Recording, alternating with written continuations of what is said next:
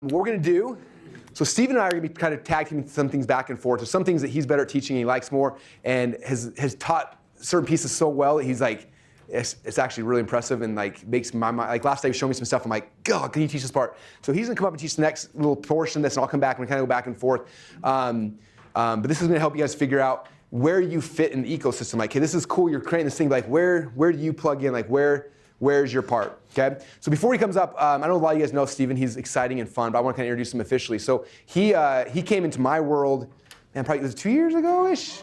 Yeah, almost. At Fun Hiking Live, and I didn't know him at the time. He wanted to come to Fun Hiking Live. He had no money to do it, so he bartered and traded people funnels for hotel tickets and flight tickets, and flew out to the event and was there at the event, and but didn't have enough money for hotel rooms all night. So one night he slept in the lobby because he wanted to be there, and slept in the lobby, building funnels for people, and just such a cool dude. And then I met him about a week or two later. He came out to the office initially, and for the last year and a half or so has been working next to me the entire time.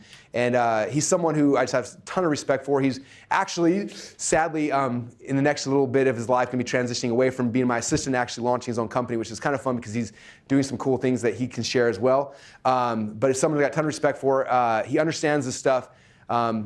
Oftentimes I feel like better than me. I think he's read the books more times than I've ever taught the concepts in the books, which is really, really exciting and just awesome. And he's someone who can keep your guys' energy high the whole time. So I'm going to have him come up and share some. But before he does, what I want everyone to do, we have to stand up and put your hand together for Stephen Larson!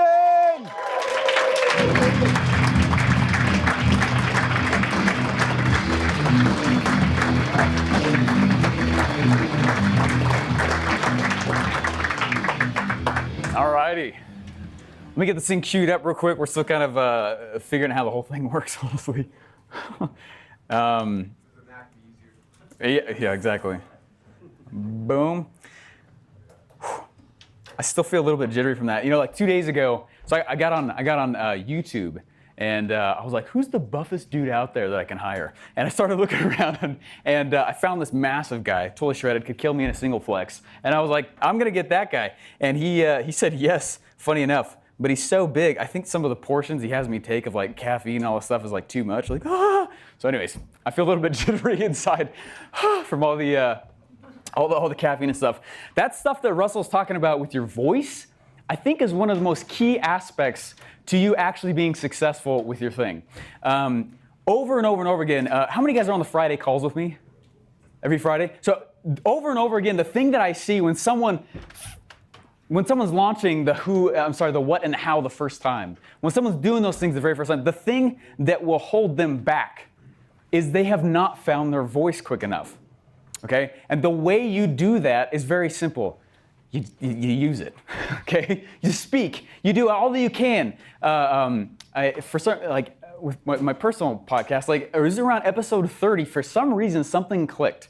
I don't know what it was. The content before was great, but Stephen was born. Does that make sense? And the community started finding me. And it's the exact same thing with Russell and what he does. Like it's fascinating. You'll see it. And it kind of happens slow. No one's going to watch you for a while, which is great. And then eventually one day you're like, oh my gosh, this is so cool. It's amazing. So what we want to do is we want to go through who you're actually talking to. And I was asking someone this question. It's actually last Friday on that call. I was going through everyone's scripts for the webinar. We were going piece by piece through the whole thing.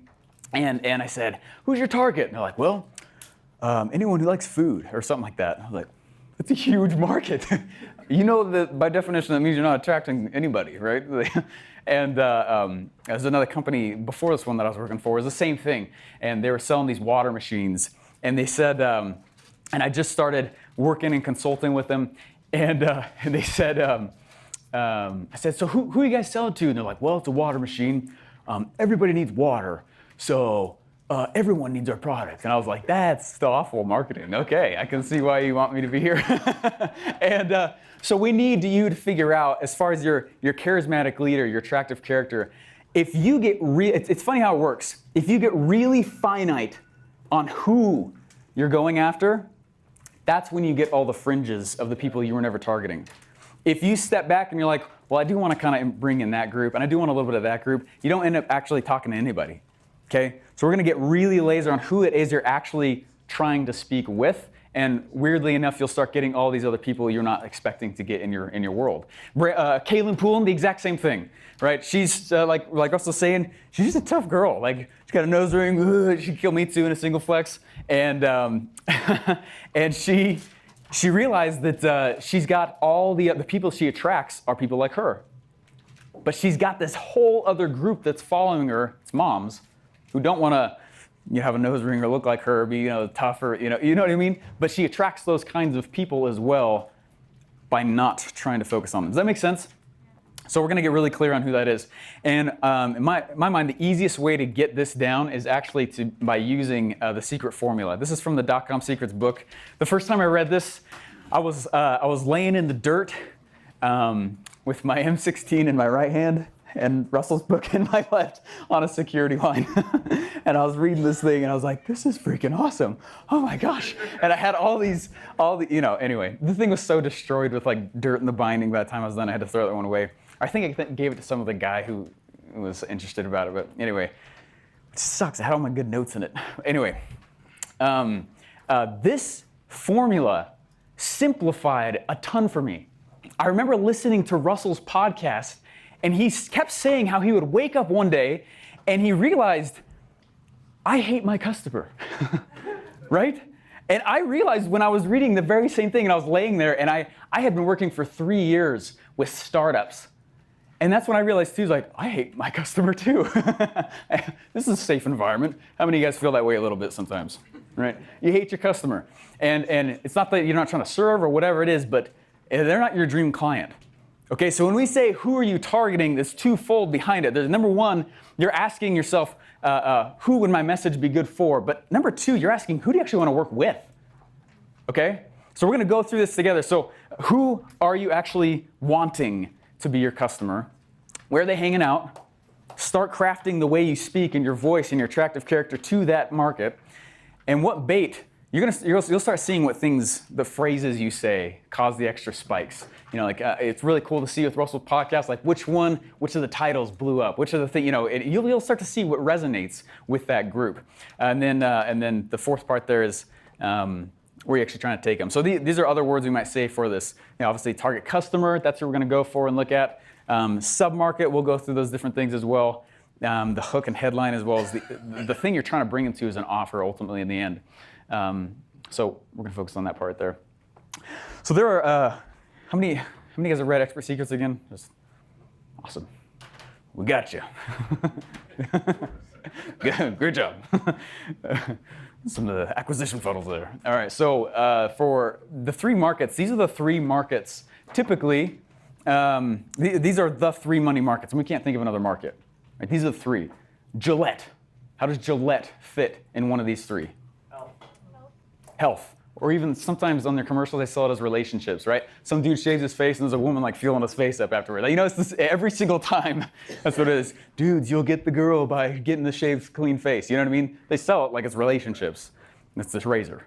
So if you have a hard time, who doesn't feel like they fit in one of these three? Anyway, okay, yeah. What's your product? Or what's your market? What are you selling? It's coaching people to find what they love in life and make a lot of money with that. Okay, I think you just said it. But its basic is first learn to love, and most people don't love themselves. So you're gonna have A to. relationship is yourself. Okay. It's self personal development. Okay.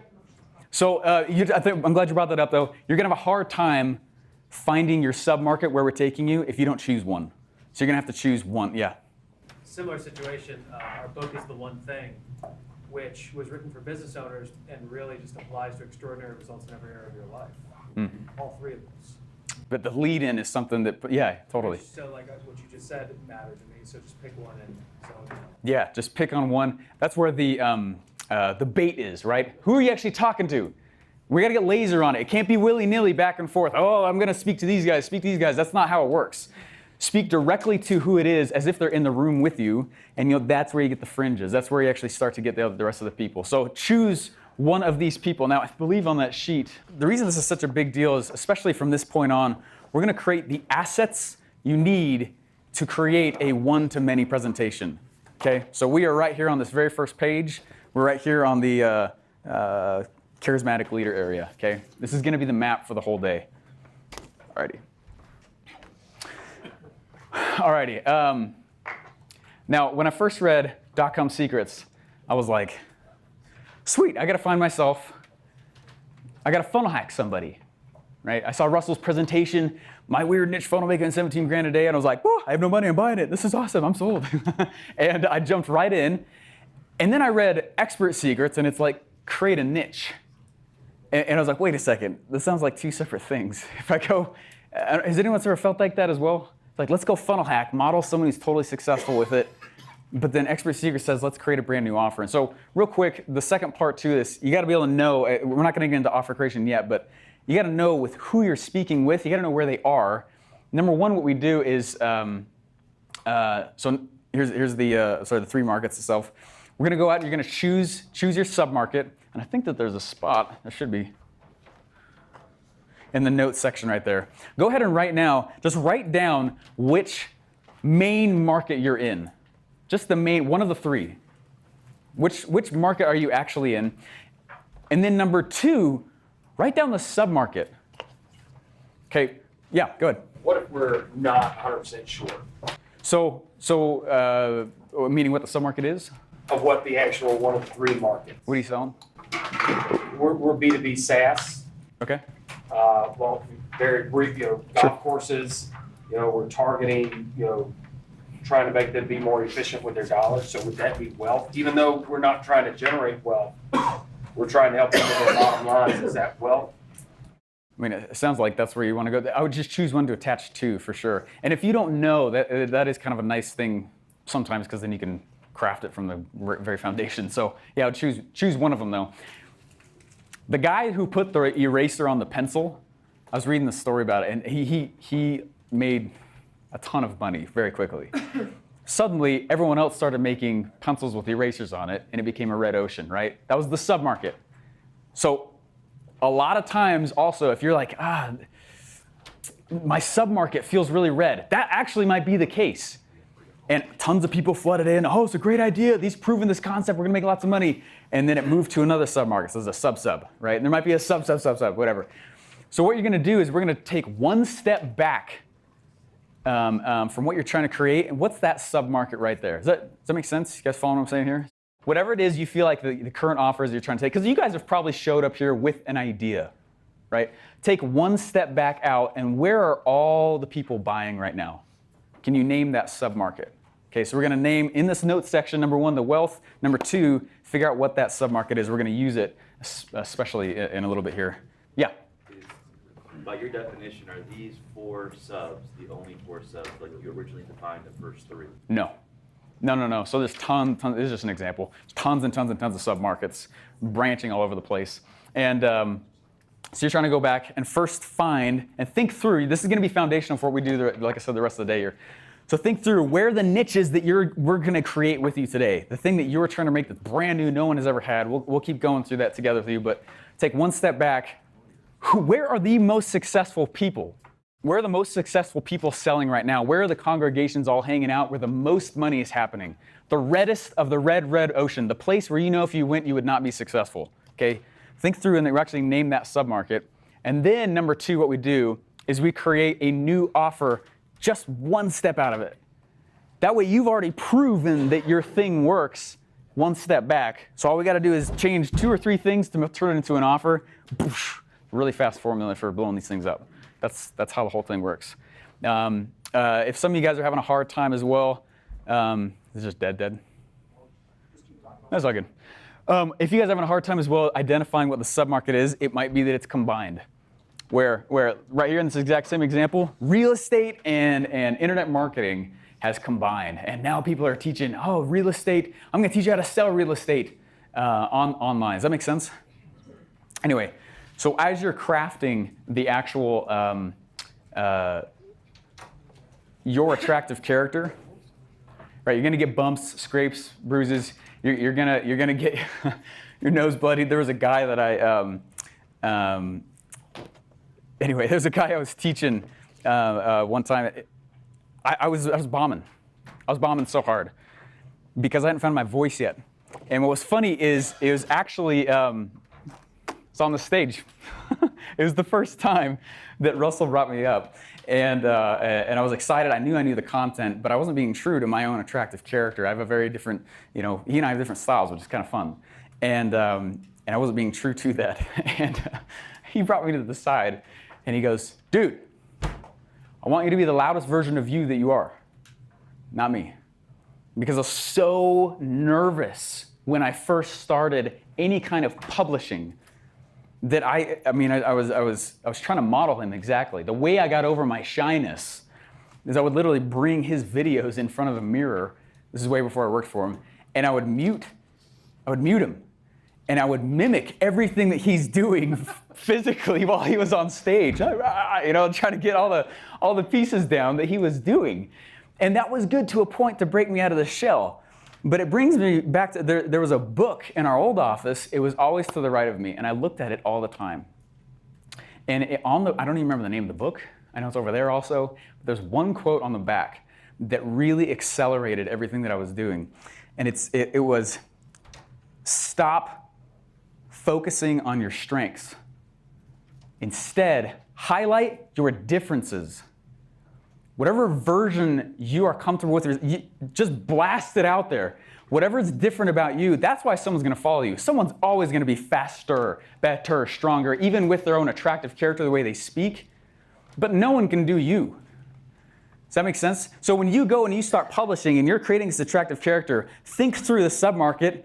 That's who I'm speaking with, my attractive character. But who am I actually trying to be? Take those differences and blast them out. That's why documenting versus creating actually works better, because I can document how bad I'm failing.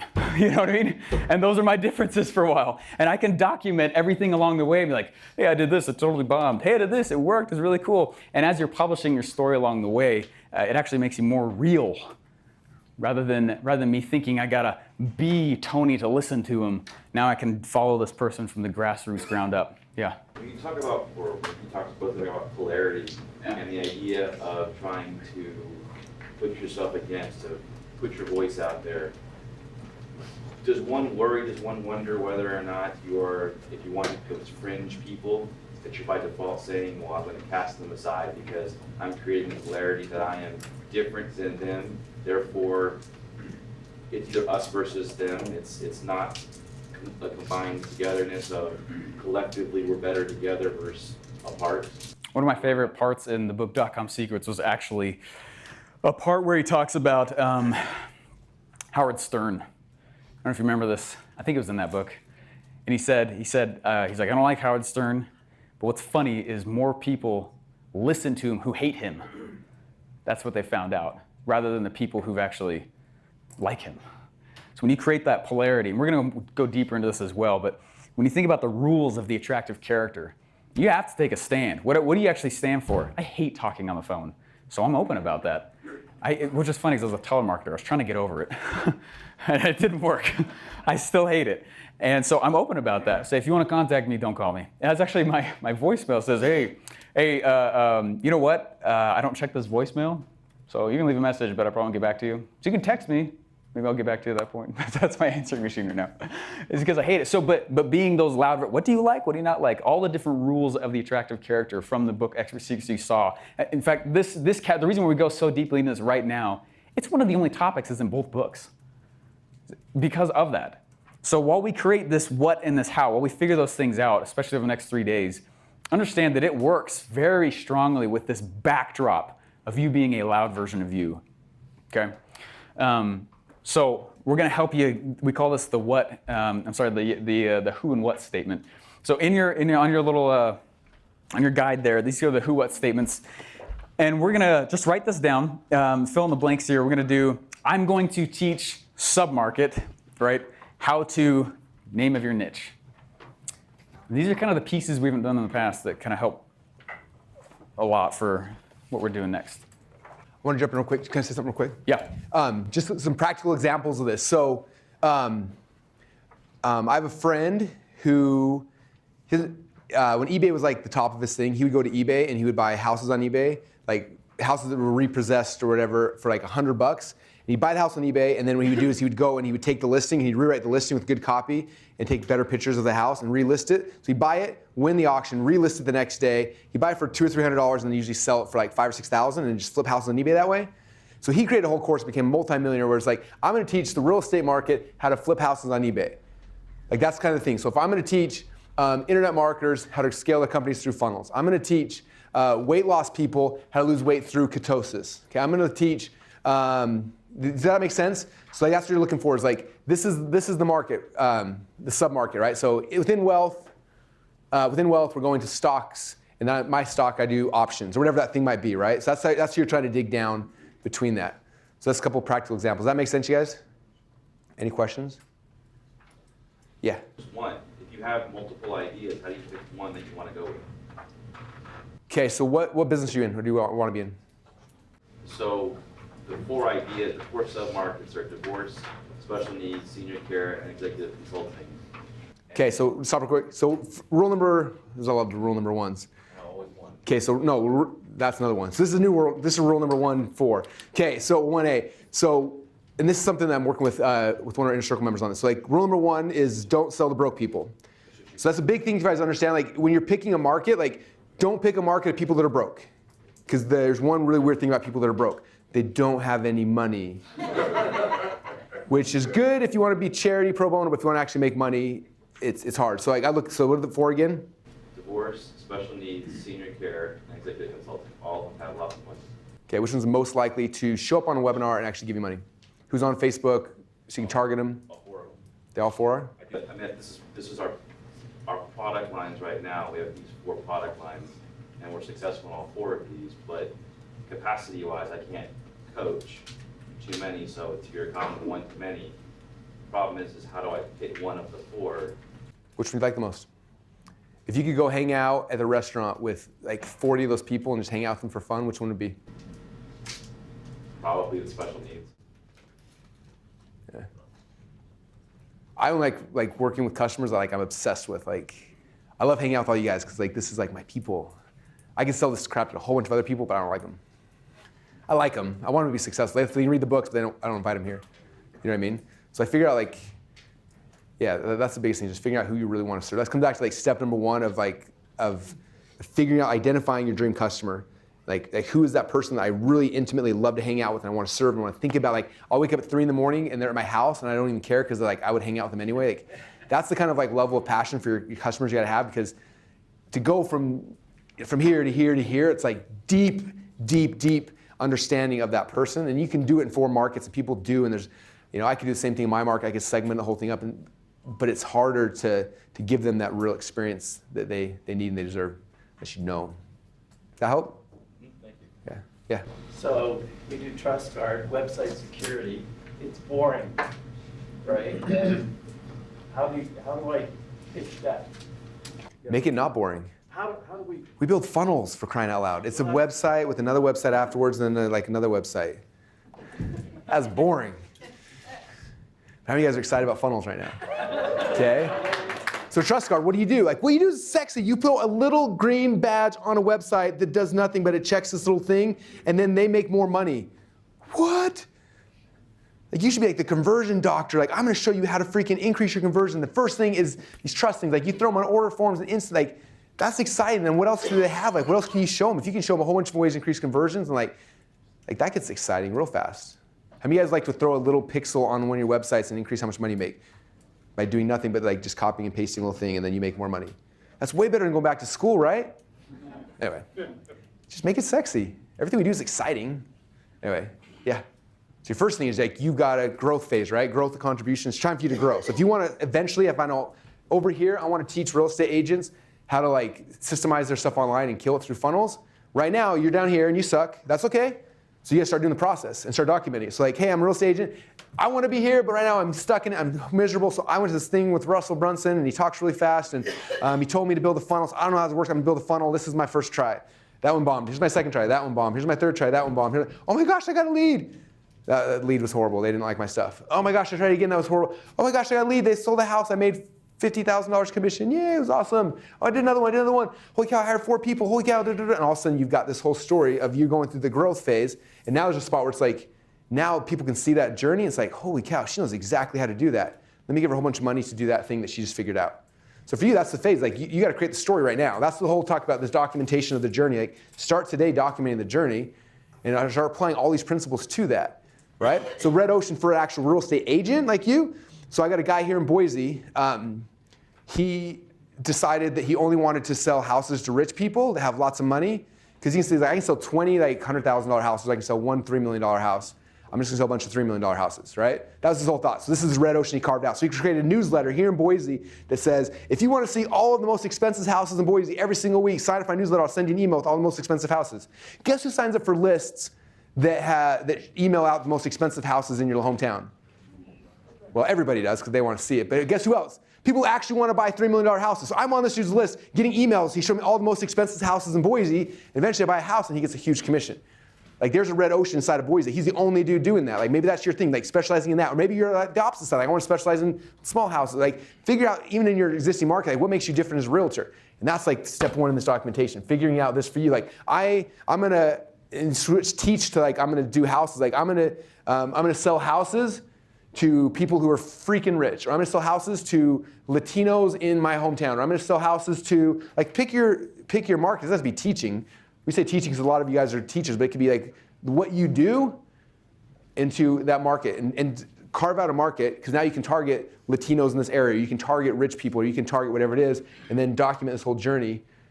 And in a very short period of time, if you follow this process for that specifically, you'll create the story, which then you can go and teach other ones to do if that's the place you want to go. You ever been to Build-A-Bear? Yes. Okay, I'm in the market for that right now because I have a 2- and 3-year-old daughter, right? So that makes me in the market. So we're going over this place called Build-A-Bear, and we get over there, and this lady is there, and she's talking all tender and nice to my little 3-year-old, and my little girl's loving it. They have her take this little red heart, and they have to have her hold it and kiss it before they put it in the bear, and they push the pedal to like fill the thing full of fluff. It's the same freaking bear you could buy at Walmart. What they've done is change up the delivery. So we're going to go through some offer creation tactics this afternoon, but you're selling the same thing as everybody else. That's the reason why there's so we'll go through more offer creation stuff later. But Cool. Rachel? So my current sub-market is not my ideal customer. You hate them. No! Just say it. It's all right. You're in a safe spot. They typically don't have money. So you hate them. I don't Just kidding. I'm just kidding. I'm messing with you. I want to work with in my ascension funnel. So when I take that step back of the next market, it then goes to entrepreneurs, but that doesn't seem some of them. That's a good entrepreneur. So now within entrepreneurs, like what's your niche inside of there? Teaching them how to create a micro celebrity Um, so that was that's like what I'm teaching them how to do, but I'm trying to, do I have to go deeper into entrepreneurs? no, entrepreneurs. I mean, you're in wealth, entrepreneurship, boom. Yeah. And like I said, and we talked this before, but like the market you hate now, they still love you. So the right ones will still follow you, but for the most part, it gives you a chance to start with the dream people you want. That was the biggest transformation for me when I went from like a business that I hated, was like we shifted who we were going to sell to, and then shifted the bait to get the people, and then like we got the right customers, and then everything just became happy again, which is nice. Yeah. So I work in the health market, and then the sub-market's mental health, but I work with business owners and entrepreneurs who struggle with mental health and addiction issues. Yeah. So it's kind of a different process. So you're working with entrepreneurs that have addiction. Correct. Okay. I found What's the reason why they want to fix their addiction? so they can grow their business. Okay, so you're wealth category, not health. So you're wealth, entrepreneurship, and I'm helping entrepreneurship overcome addiction. Because that's the end result they're trying to get is that. And maybe if it's, I mean, maybe they're also trying to get healthy. That's cool too. But for you, like a direct line, if I'm going to entrepreneurs, I'm in wealth, because the end goal is to increase their wealth. They will give you way more money to increase their wealth than to increase their health. So that's the direction I would go for that one. This is so much fun. I love this. Yeah. Okay. What if you want to teach people how to build their business with funnels? I mean, kind of obvious, but I'm in network marketing. So I want to take my team and go, look guys, look, this is amazing, do it. And I did that with a group, a small group, about 20 people. And they are stumped, except for like 2 people. They're excited, they're doing it. And they're just like, stop. I'm like, no, it's so exciting. Just read the book. And anyway. Steven has a problem. No, and that comes down, well, it's, Sometimes, so like, you know Excel, the program Excel, how many guys are actually Excel nerds? How many people only use it though to like add and subtract? Right? And that's like 90% of people. And what ends up happening is when you have a product that might be too advanced for somebody, it overall will leverage and pull up the quality of the person you're going for, but you know the market isn't ready for it yet. You might have to tone down the offer a little bit, or sometimes that's what happens when it's too disruptive. Sometimes it takes a while. You gotta educate the market, and yeah. I deleted Excel off my computer because I hated it that bad. There's a calculator app that's free, so I was like, I really hate Excel bad. So, do you have a question? I have a question. I'm teaching to coaches and teachers. Later they become teachers. It's a spiritual approach that I have, and I charge $10K a year for training, and I have hundreds of clients paying that, but some of them are just housewives. They have never done any coaching before. So how could I call my submarket? I would call them coaches, but they haven't done anything before. Okay, so this guy, what he was talking about with the fringes. So what happens is you got a laser target on your dream client, the person who first off, you're most likely to be able to help. Second off, probably has the most amount of money. And you figure that thing out, right? And you laser target your thing towards that person. So in your customer base, like who is the dream person? And then when you do it, there's always gonna be like other people that fall into it, they get excited and come in, right? But I'm not gonna go and build a whole entire campaign focusing on targeting stay-at-home moms. Because if you do that, like the return on your investment there is so low. Like, yeah, you can get it, and maybe, but like it's going to cost you 8 times as much money to acquire a customer there as it is like this is the market that like my highest paying, highest net worth, best clients are at. And you target there, and the other people will come in. Like I have people that come into my world from all over the place because I'm making a lot of noise, but I'm only spending ad dollars on like the most laser target perfect clients. But there's a halo effect, and so yeah, you get other people from other things that are going to come in. But I'm not going to build 2 webinars for both of them just because I have some stay-at-home moms who are in here, because like the amount of effort that goes into that's insane, right? Versus like focusing here, making as big splash as you can, and then if you make the big splash, like other people will come in. Does that make sense? Yeah, but it's a desire many people have. They want to coach, but they don't know how. I teach them how and make money. They never done that before. Cool. So what's the question then? How can I target that person? So who is it right now that if you've got hundreds of customers, if you were to like do a survey at all of them, like where, like, and then you got the Venn diagram, like in the middle, who's the dream person right now? It's a person who is sick and tired of life, but has, let's say, a good marriage or something, that wants to break out of the world and make something different. Okay. So that's getting close. So, okay, they're sick and tired of the world. So like, how do I target that on Facebook? There's not an interesting sick and tired of the world, right? So if I'm going to target someone, like who do they follow? What do they listen to? What do they like? What are they excited by? Where do they work? Are they entrepreneurs? Are they coaches? Are they teachers? Are they like, where's the masses of them at?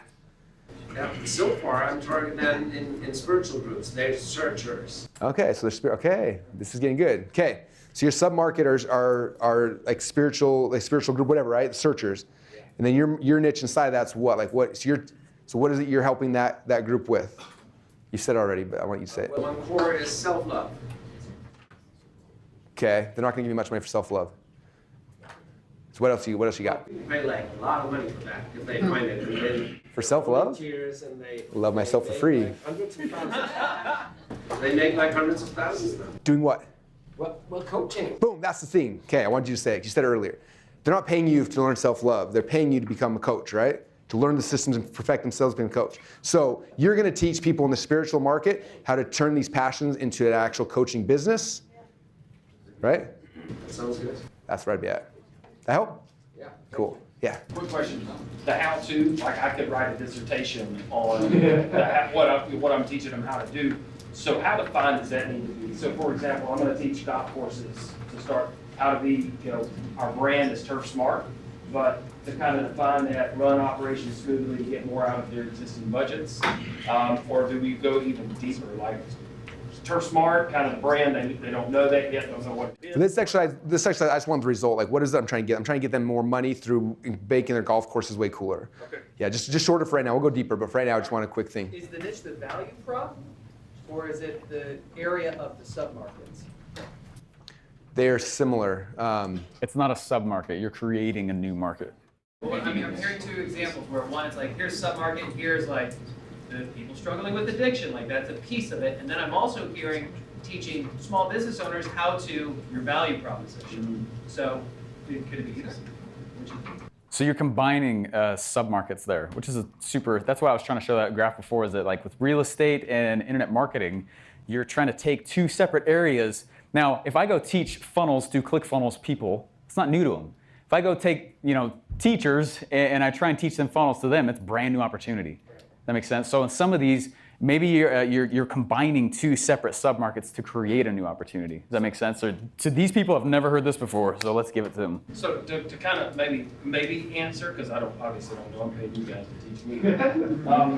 So I'm going to teach golf courses. I can replace golf courses with landscapers, with municipalities that run parks and rec. We've got a lot of places to expand, so that's the sub-market.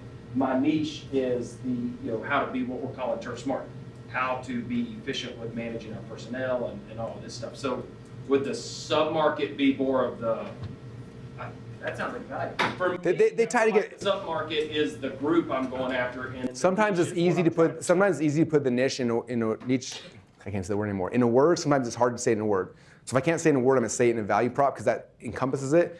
But I'm looking at. Okay, here's the entire world. Inside that world, here's the market I'm picking. Inside that market, here's the sub-market, and then this is what I'm gonna be doing. Like this is me, right? We're trying to narrow, because this is the target I can hit.